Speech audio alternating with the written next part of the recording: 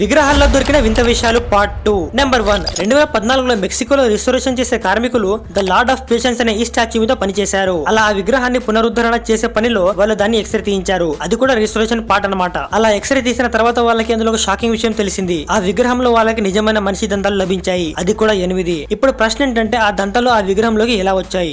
Historians ఈ దంతాలను దానం చేసి ఉంటారంటారు. వినడానికి వింతగా ఉండొచ్చు, బట్ మెక్సికోలో కొంతమంది ఇలాంటి పవిత్ర విగ్రహాల కోసం వాళ్ళ జుట్టు, బట్టలు ఇంకా డబ్బులు ఇచ్చేవారు.